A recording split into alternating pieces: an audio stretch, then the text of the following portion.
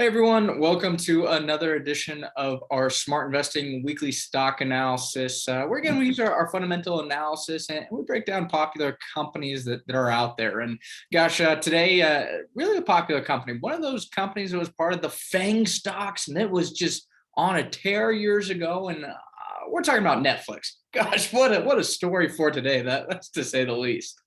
Yeah, quite the hit today, and so many things when I talk about Netflix, and I like the company. I mean, I use Netflix probably a few times a month. I think I want to watch a movie. I'll look at there first sometimes. I know they're free, and they got some great actors in their movies. I mean, I don't know how they're affording these people. Well, actually, I do because what they spend $18 billion a year on production or It's something crazy. 18 billion. I mean, it's elevated to say the least.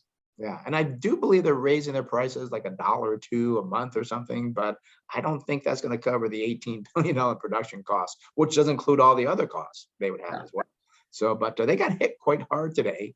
So I thought we kind of break down the numbers on it to see, could this be a time to buy? Could it be a time to be patient? So I thought we'd kind of talk about it a little bit more.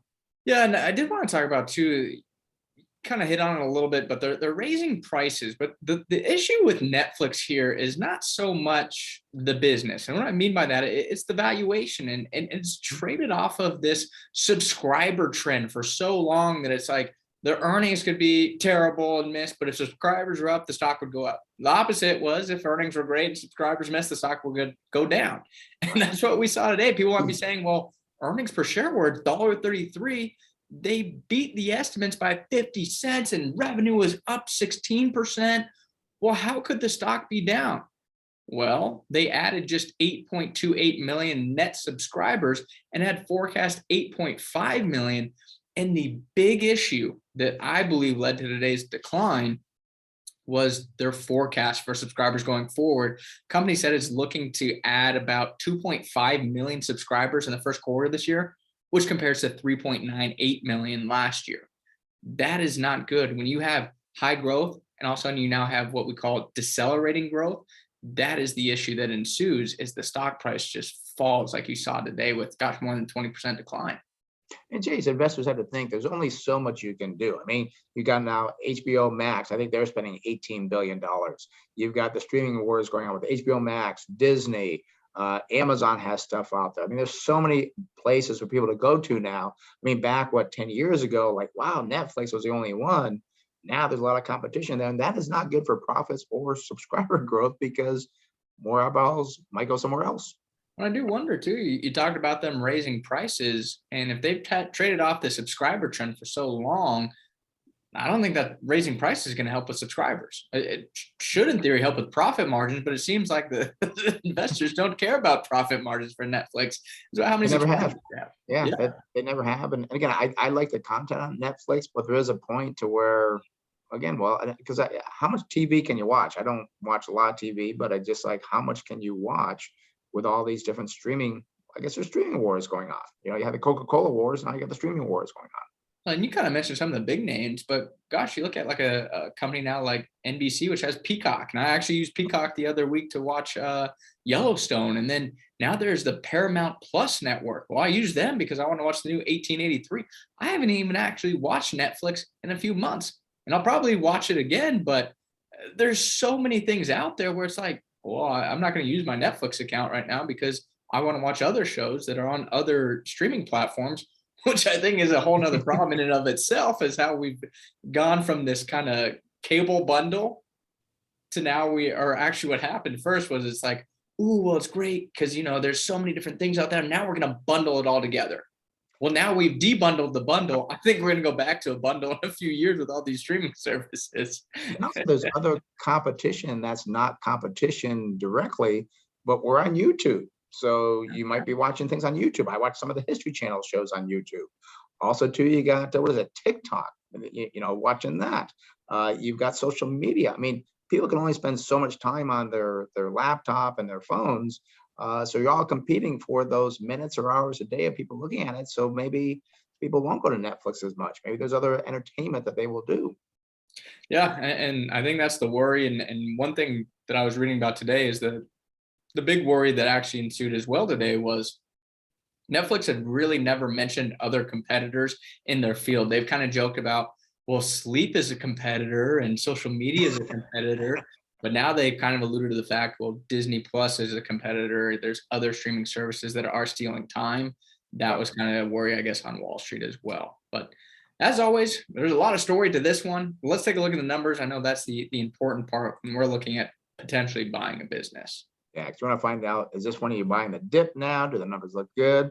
Maybe be patient, because I'm sure numbers going forward are going to change a lot for this company. So again, Netflix, their symbol is NFLX is their symbol. They are in the entertainment industry. I'm wondering if we'll see the short increase here. The shorts on this is only 2%, but I'm thinking maybe going forward, we could maybe see that increase. We'll see. 83% institutional ownership. These numbers as of September 30th, so we'll get new numbers probably next week or so. But right now, use the old numbers just to kind of see where we could be at. You still have a high PE ratio of 35 versus 30 for the industry. Price of sales high 6.3 versus 2.7. Price to book value 11.5 versus 3.2. And then price of cash flow well over 100 compared to 16.6. And again, this shows you why this big pullback today, because you're paying these lofty levels for this business. They better outperform on their other numbers. If not, you're going to get the big hits like down, 24% today. Look at the growth. They've done great there. I mean, up 82% on the earnings growth 1 year, 82.4%. Now, surprising, that's below the industry at 112%. So that's not good. Sales were up 14.5%. That is better than the industry growth at 8.7. Looking at the 5-year earnings per share growth by the analyst, 42.2% above the industry at 27.9. But you want to watch these new numbers when they come out. If you're looking about trying to buy the dip, is that number going down? If it is, you may want to be careful about thinking this could be the bottom. They don't pay a dividend, so nothing there. We do see on the balance sheet, and this is very curious to me here. I want to see what the balance sheet looks like. A current ratio of 1.2, that is slightly better than the industry at 1.1, but the debt to equity is 1.0. That is below the industry at 3.6, but we do see how their debt is increasing because that cost of production at $18 billion, they don't have that type of cash flow. They got to start borrowing, which would actually weaken the balance sheet going forward. We do see a net profit margin, very good, 17.6 versus 10.5. Return on equity also good, 33% versus 11. And return on invested capital, 19.7 versus 9.5. So we are seeing some high numbers here. You gotta, before you jump into Netflix, you want to kind of follow these numbers to see what happens throughout the week and maybe even the month. Be patient. Yeah, and one thing too that, gosh, I think is quite interesting. We did a post on this a while ago with Netflix, kind of talking about how the price to cash flow is over 100, but the PE is now just 30. One thing that's of interest is how they actually amortize a lot of these deals. And I haven't looked at the accounting behind it in years, but what was happening was they were outlaying the cash for it, but they were kind of amortizing over, I forget how many years. So they were spending the money, but they weren't recognizing it on the income statement for a long, long period of time. The problem that I always had with it is, well, you keep doing all these deals, you have the cash outlay and you're amortizing it. We keep amortizing and amortizing and amortizing. Well, at some point, your earnings are going to skyrocket if you keep kind of lapping the other years. So that's one thing that if I was interested in buying the stock, I would want to know how they kind of account for that heavy cash flow of 17, 18 billion. Because that 17, 18 billion, I believe, is not marked as an operating expense. And I think it should be, personally. Oh yeah, yeah. Especially how they get paid on. It's not like they get paid a bunch of money on the movies. And I'm glad you brought that up, Chase, because when things are going well and the stock's going up, nobody cares about the numbers. Nobody cares about what's that amortization. Who cares about that?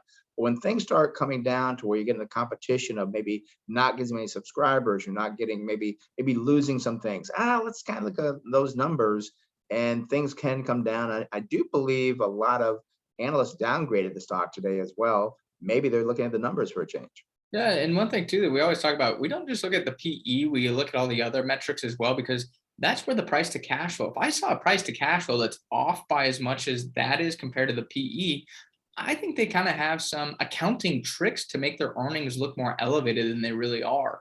And that is a major concern. I would never buy a company like that that has a terrible price to cash flow, but I'm going to call it a decent PE multiple.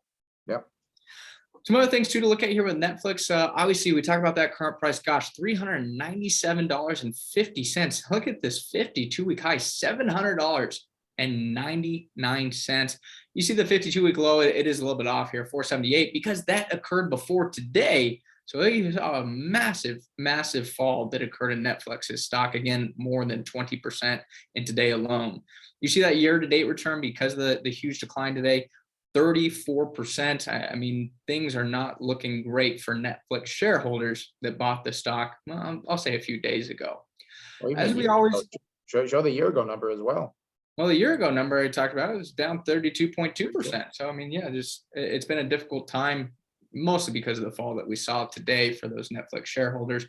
But I mean, going forward, I'm still not even that optimistic on what we're looking at. You see, go out to December 2023, since they did report fiscal numbers today, you see the target earnings per share is $14.95. I'm not sure if that'll change because the earnings were actually stronger than anticipated. So I don't think you're going to see a huge hit to the earnings per share just because of the accounting side. But we'll see what happens. Probably next week we'll get better data. But just using the 14.95, use our 16.6 multiple, you see we get a target sell price here at $248.17. So even with that decline, gosh, Netflix still not a value company at this time. No, and it's again, it's a great company. You know, I like watching Netflix. When it comes to investing, you got to put all those emotions away, put them in a box. Don't be emotional about this. Like, oh, I love the company. I love that I saw what was those some of those hit shows they have. I can't even think of any of them. But Gosh, the Squid Games was the Squid big Games, one. that's what I was thinking. I want to say Korea Games, but that's not correct. But yeah, I mean, don't think about that. Think about this is a business and this has to make money. Now you can try to play the hype off it and so forth and gamble on it. Long term, that's not going to be a winning game for your portfolios. You've got to really look at the businesses to saying, how can this business survive? What we're going to pay for those earnings, because this stock could be at, down another 20% over the next 6-12 months if they can't turn things around. So we'll see what happens. Yeah, and the interesting thing is Netflix is kind of the kickoff of what we'll call the tech companies, and we'll get big numbers from Apple and Microsoft and Amazon. Amazon in particular has really struggled as of late. But even Microsoft and Apple are off from their highs. If they have bad reports like we saw from Netflix today, tech stocks are going to struggle immensely, and you'll see the market. I'm going to say the market sell-off that we've seen, it'll continue, especially if the big names struggle. So you got to be careful with these big tech names. They're very expensive, and you saw today what can happen with very expensive names. And one other point too, not just the earnings, but the guidance going forward could change it. We have seen, I forget the exact numbers, like it was 37% of NASDAQ stocks. This was last week, they're down about 50% from their highs. We said, well, the big ones aren't happening yet. That could be happening now. So be very careful and listen to these conference calls, because if they start saying, well, yeah, we did fine the last 12 months, the last quarter, but going forward, we could see more expenses kind of happen to the banks a little bit. But these tech companies trade a lot higher. Their falls could be similar to Netflix if they come out with bad guidance going forward. Yeah, and you talk about the bad guidance. It doesn't even have to be declining. Again, that key word is decelerating. If you go from 15% growth to 10% growth and you're overpaying for that company, the stock price will likely fall because, well, decelerating growth is not what growth investors want to see. So there's a lot to be cautious about with these, again, these tech businesses. Yeah. All right. Sounds good. I think we helped today, Chase. Well, you know what? I'm going to go watch some Netflix. Yeah.